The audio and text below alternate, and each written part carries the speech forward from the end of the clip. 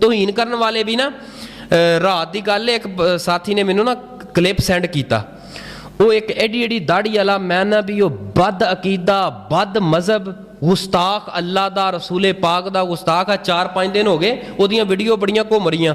ਮੈਂ ਤੇ ਜਿਹੜੀ ਰਾਤ ਵੀਡੀਓ ਵੇਖੀ सैयदना अली अल मुर्तज़ा ਦੀ शान अंदर गुस्ताखी पिया करदा फरमान लगा पता की आंदा अली अल मुर्तज़ा रज़ी अल्लाह तआला मौला अली इस तरह तशरीफ फरमा ने एक बंदा आया ते आके कहने लगा मौला अली रज़ी अल्लाह तआला अन्हु जी नमाज दा टाइम हो गया चलो।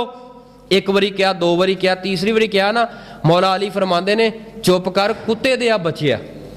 मौला अली हनी करके फरमाया कुत्ते के बच्चे तू मुझे मोमन होए सहाबी होए नबी दा जुबान चो फिसक गाली कढ़े साडा ईमान ते गैरत बर्दाश्त ही नहीं करदी।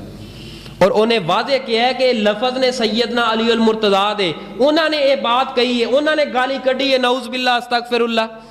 और सैयदना अली अल मुर्तज़ा साडे सिर दा ताज ने। असा दिलो जान दे नाल उन्हां नाल प्यार करने मुहब्बत करने आ।